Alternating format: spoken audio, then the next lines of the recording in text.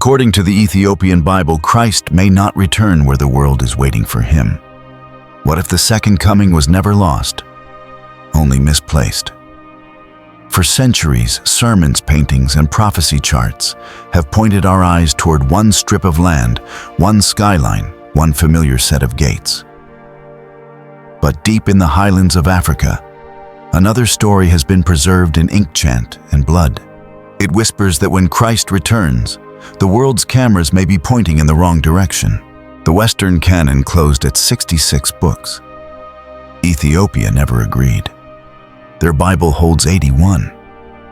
In those missing pages, in those forgotten voices, lies a daring claim: the Ark of the Covenant did not vanish into legend.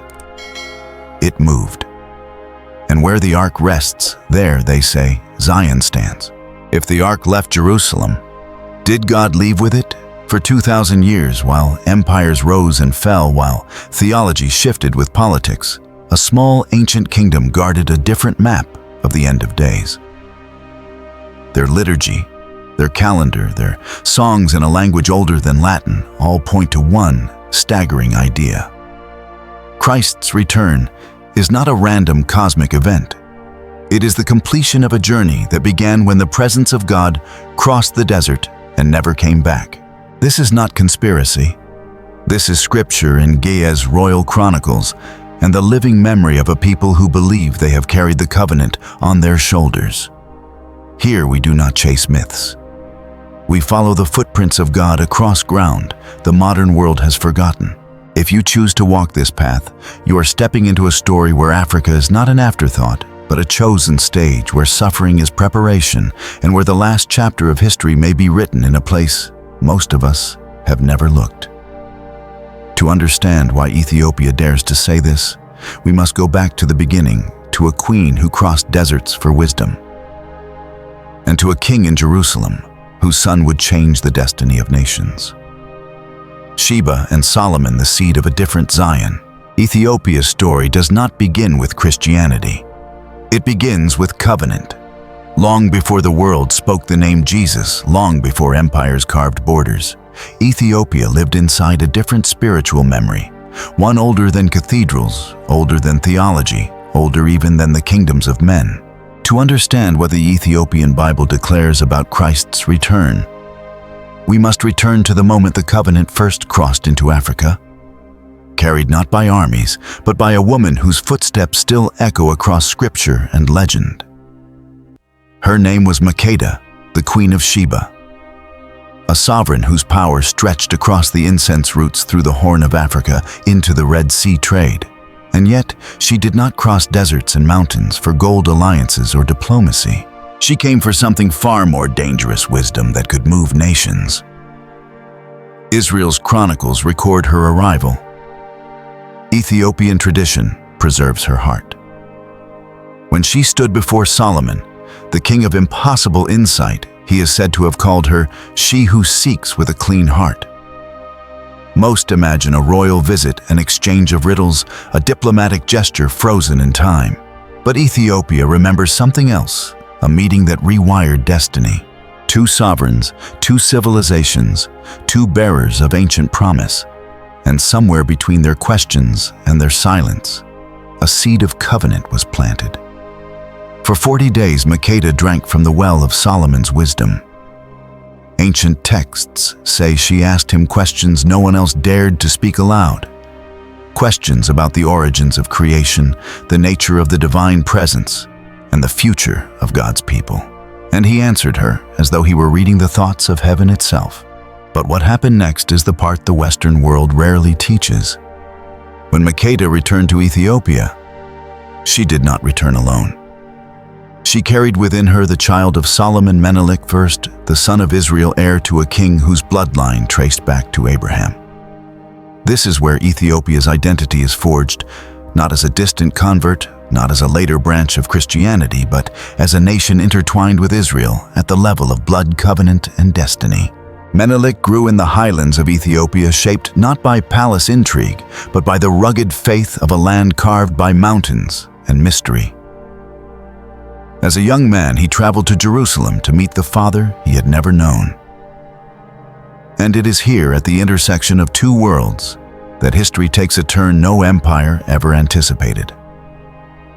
Tradition says that Solomon welcomed him with tears, but the elders of Israel, seeing the charisma, the authority, the unmistakable shadow of Solomon upon him, feared what his presence meant. Fear always distorts truth. Fear always tries to rewrite destiny. But destiny moved anyway. On the day Menelik and his companions prepared to return to Ethiopia, something happened that changed the future of nations. The Ark of the Covenant, the most sacred object in Israelite history, the physical symbol of God's dwelling, was removed from its resting place. Here, Western scholars hesitate, but Ethiopia does not. According to the Kebra Nagast, the Ark was not stolen. It was given. Given because the presence of God had chosen a new dwelling. Given because the covenant had found a lineage unbroken by rebellion. Given because Solomon, understanding what even prophets struggled to grasp, saw that God's story was expanding beyond the borders of Israel. Menelik did not take the ark. He carried it because he was chosen to. This is the turning point history books step around, but Ethiopia preserved it in chant, manuscript, and legend for over 3,000 years. When Menelik returned, Ethiopia did not merely receive a relic, it received the presence. The nation's identity shifted, its liturgy changed, its destiny crystallized. If the covenant followed the ark, then the covenant left Jerusalem. This single idea, guarded fiercely within Ethiopian tradition, reshapes everything we think we know. It means Ethiopia's claim is not myth. It is theology anchored in lineage, scripture, and sacred continuity. From that moment on, Ethiopia saw itself not as a distant outpost of faith, but as the custodian of Zion itself. Their kings traced their bloodline to Solomon. Their priests guarded rituals that mirrored those of ancient Israel. Their scriptures expanded beyond the 66-book canon of the West, refusing to erase texts that held the memory of God's presence among them. And while the world waited for Christ's return from the same sky, he ascended into Ethiopia, nurtured a different expectation, one rooted not in clouds, but in covenant. A belief that God's final revelation would be connected to the land that had preserved his dwelling, his books, and his continuity when the rest of the world forgot. But this part ends with a question that unravels the Western map of prophecy of Zion relocated. If the ark resides in Africa, if God's presence crossed deserts and never went back, then where does the story of the end truly begin? To answer that, we must follow Menelik's footsteps into the heart of Ethiopia's most sacred claim, the resting place of the ark itself. And that journey brings us directly into next part. To understand the weight of Ethiopia's claim, you must first understand what the ark truly was. In the Hebrew mind, the Ark of the Covenant was not a symbol. It was not an artifact. It was not a historical curiosity carried through deserts for dramatic effect. The Ark was presence, the living, terrifying, world-shaping nearness of God. Where the Ark rested, God rested. Where the Ark moved, God moved. Where the Ark fought, Israel prevailed. Where the Ark was absent, Israel fell. This was not theology. This was experience. In battlefields and sanctuaries in the wilderness, Israel learned one lesson with absolute clarity. The ark was the difference between victory and ruin. So one question should trouble every student of Scripture. If the ark left Jerusalem, did the presence leave with it? That is the question Ethiopia dares to answer. Their answer is not whispered. It is proclaimed in chant, manuscript, and memory. Zion is where the ark rests, not where the temple used to stand. Ethiopia is not claiming a relic. Ethiopia is claiming throne.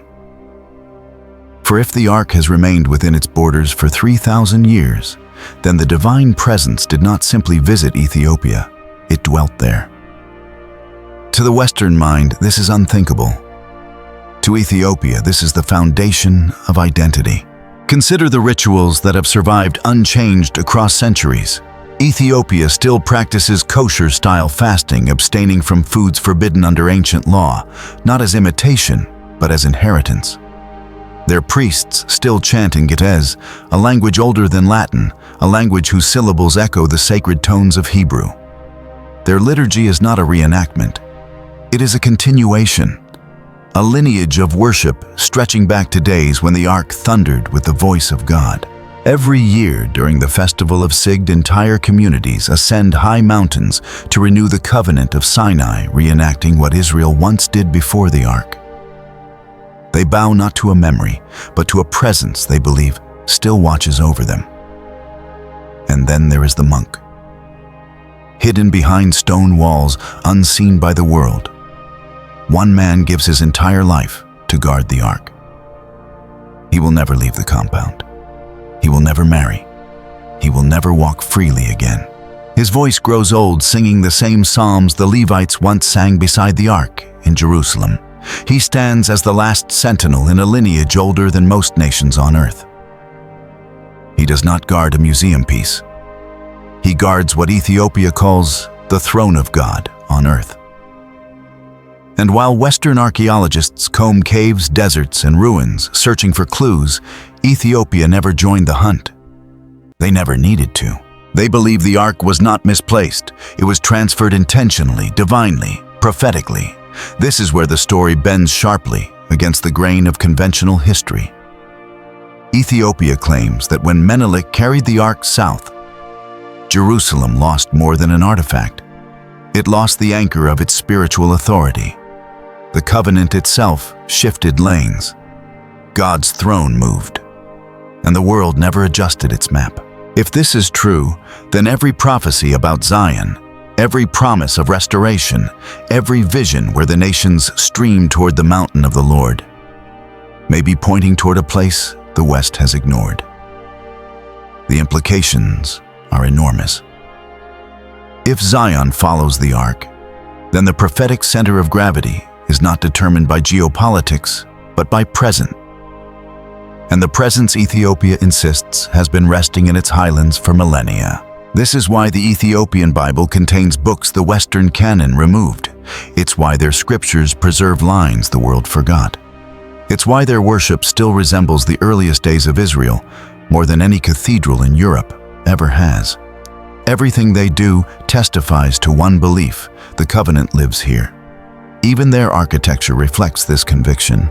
Churches carved into rock, hidden from invaders, preserved by monks who prayed through sieges, plagues, and empires.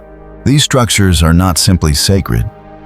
They are defensive vaults built to protect a presence that no conqueror has ever touched. As the centuries turned and the world divided its religions, Ethiopia remained unbroken. While Rome rose split and recodified its canon, Ethiopia preserved its own. While wars fought over relics and interpretations, Ethiopia held the ark behind its walls in quiet defiance of history. This silence is not absence. This silence is certainty. If covenant truly traveled south, if the ark left Jerusalem and never returned, then our maps of prophecy are incomplete. Our timelines are misaligned. Our expectations may be shaped more by tradition than by truth. Before we move forward, pause for a moment. If the covenant truly traveled south, what does that say about our maps and our faith? Share what stirs in your spirit, for revelation grows when the community speaks. Because the next part will take us into a dimension of this story most of the world has never considered, when prophecy itself begins to operate on a different calendar.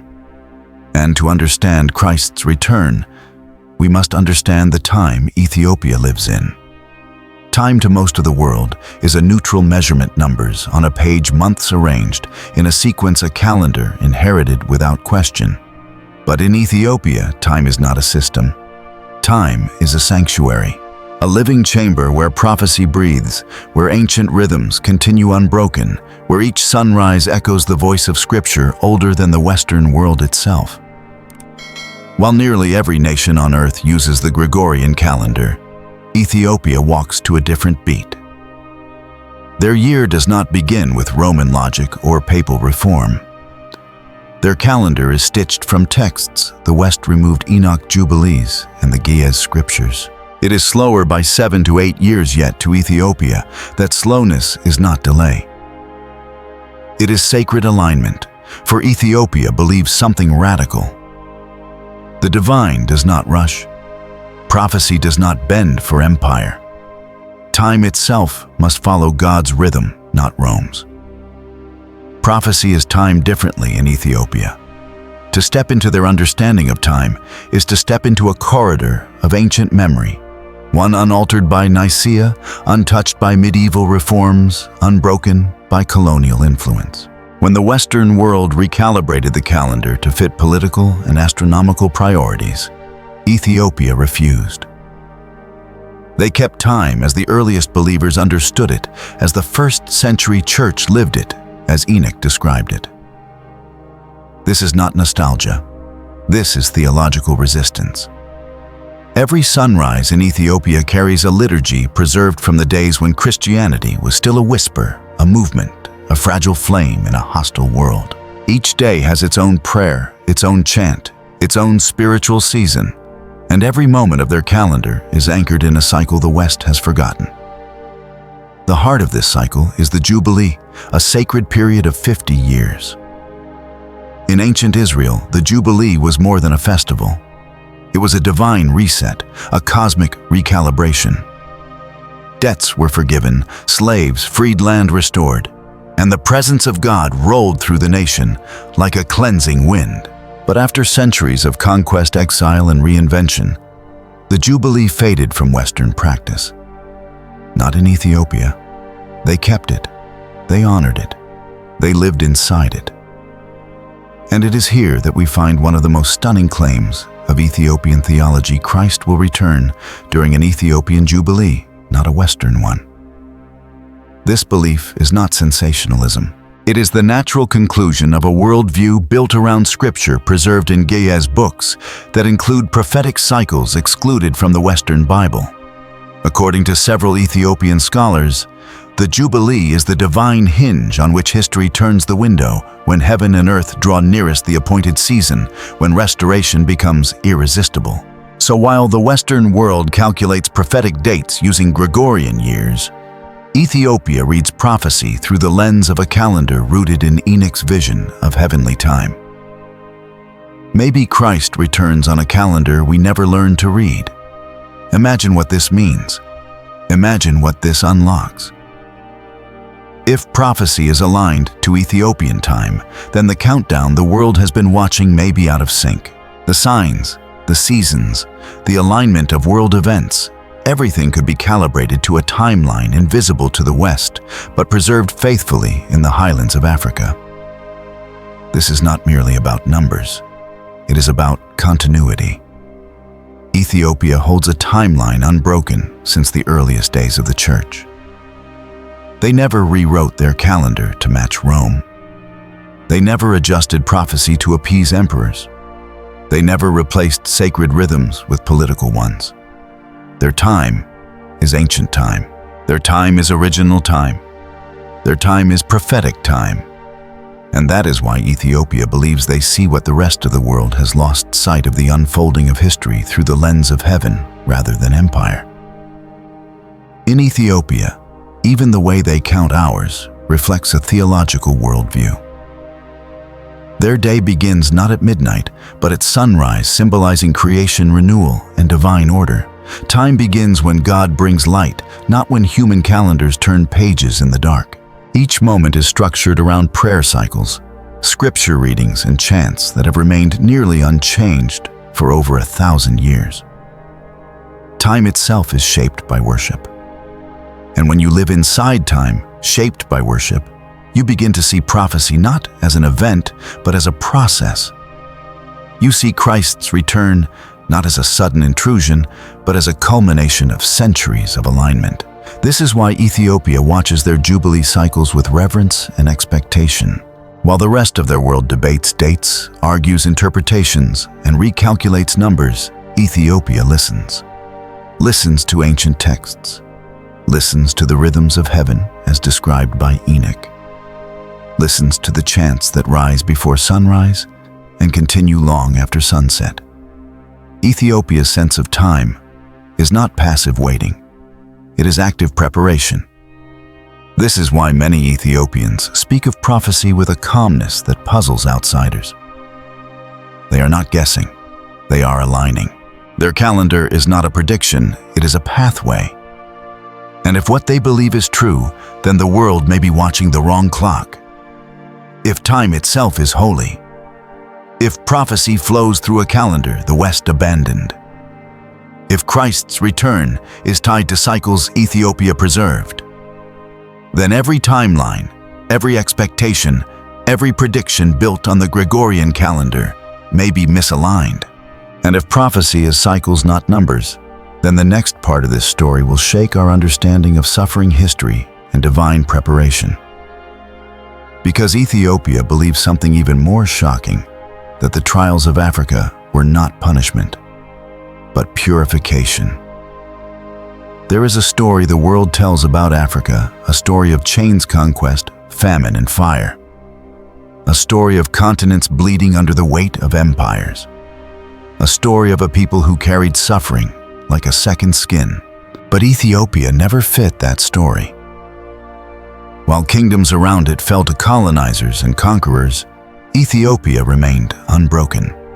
It was the one anomaly on a continent carved apart by foreign powers, a mountain fortress that refused to bend, a nation that kept its crown when all others were stripped bare. The world sees this as political resistance. Ethiopia sees it as theological evidence. Because in the Ethiopian imagination, survival is not coincidence. Survival is calling. To understand the Ethiopian Bible's vision of Christ's return, we must step into this theology of survival, this conviction that Africa's suffering was not punishment, but preparation. For centuries, the West interpreted suffering as a sign of divine displeasure. But Ethiopia whispers a different truth, one forged in deserts, monasteries, and mountain churches carved from volcanic rock. Suffering is consecration. It is refinement. It is fire that shapes a vessel worthy of visitation. It is the furnace where a nation becomes strong enough to carry prophecy. This is not a modern idea. It is written in their ancient texts, preserved long before the world learned the word colonialism. One line from the mysteries of heaven and earth speaks with the force of thunder, the light of the Lord will return to the land of the black people. This is not political rhetoric. It is not nationalism. It is prophecy spoken by a people who saw darkness not as a curse, but as the womb of revelation.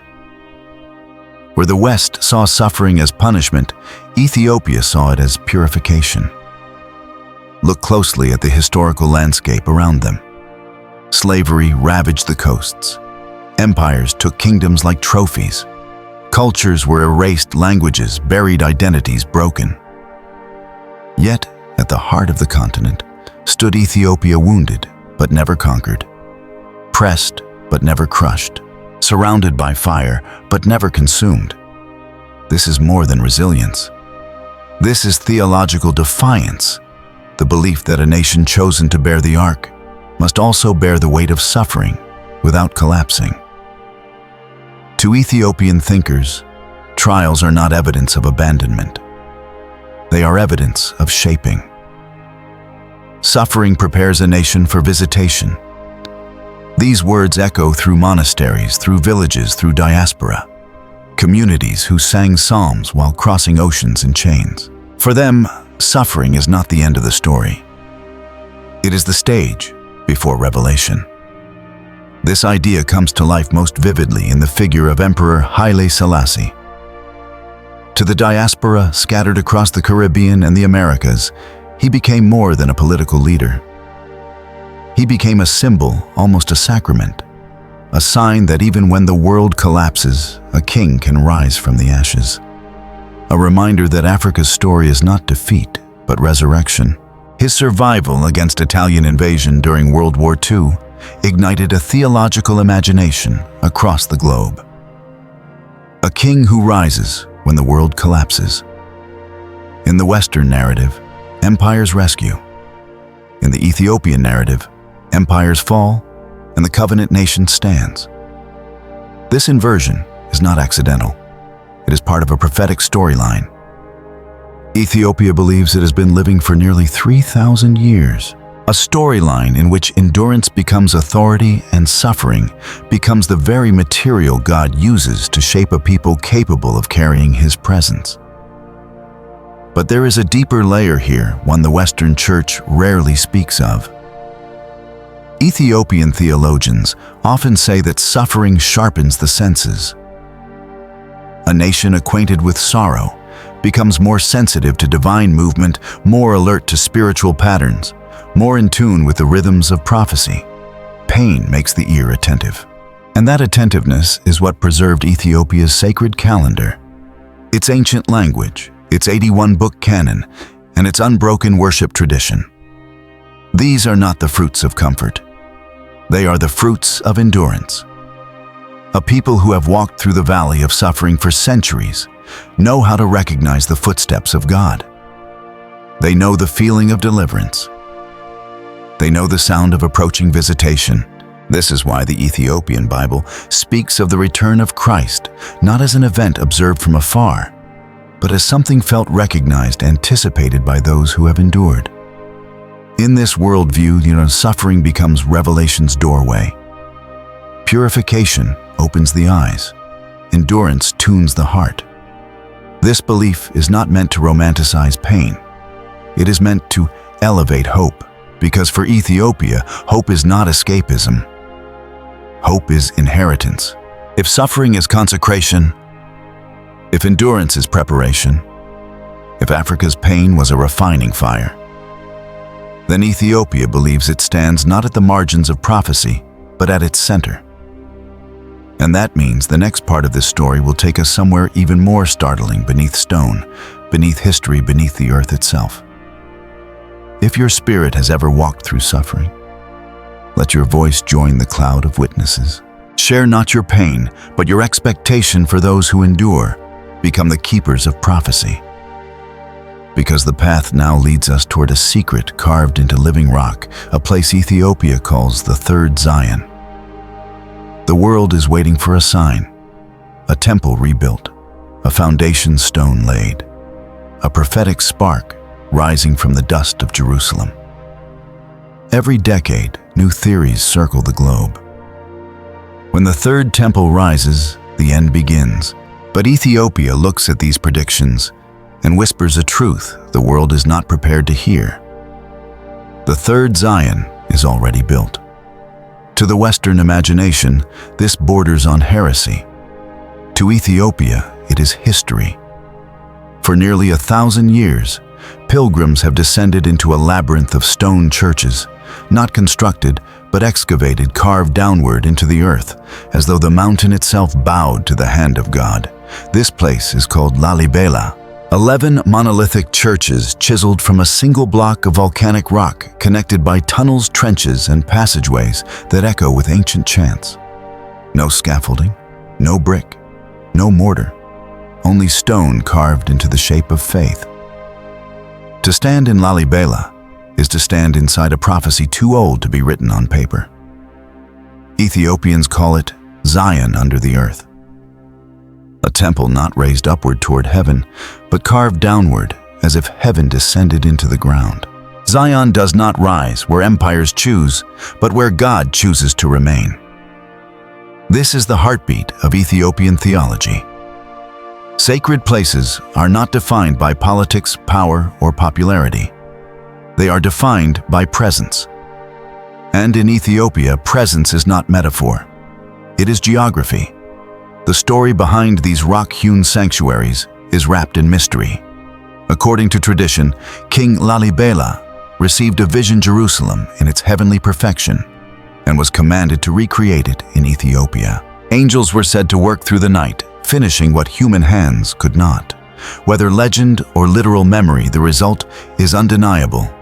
a complex so vast, so precise, so transcendent, that no empire has ever succeeded in destroying it. This is Zion, preserved by stone rather than walls. Zion defended by endurance rather than soldiers. Zion hidden from the world until the appointed season. And this idea that the third Zion is not waiting to be built, but waiting to be recognized, reshapes everything about Christ's return. For if the ark rests in Ethiopia, if the covenant migrated south, if time itself flows differently in this ancient land, then why would the dwelling place of God's presence be anywhere else? Ethiopia supports this belief, not with slogans, but with living traditions that mirror the earliest expressions of biblical faith. Their dietary practices echo Torah not out of imitation, but out of continuity. Their festival of Sigd, celebrated atop mountains, mirrors Israel's covenant renewal at Sinai, not as a reenactment, but as an unbroken inheritance. Their chants in Ge'ez, a language older than Latin and untouched by modern tongues, float through stone hallways like the echoes of a first-century synagogue. Their manuscripts, painted with gold and bound in leather, preserve the faces of prophets, unaltered by Renaissance depictions or Western imagination. Their faith is not a memory. It is a heartbeat. In Ethiopia, worship is not silent. It is sung, chanted, danced. Priests sway in white robes to the rhythm of drums older than cathedrals. Drums believed to echo the voice of God that thundered at Sinai. Scripture is not merely read, it is performed embodied, breathed into the stone, until even the walls seem to vibrate with liturgy. This is how Ethiopia keeps the covenant through action, through continuity, through embodied devotion. Everything they do testifies to a belief that God did not abandon Israel. He relocated. To the west, this is scandal. To Ethiopia, this is destiny.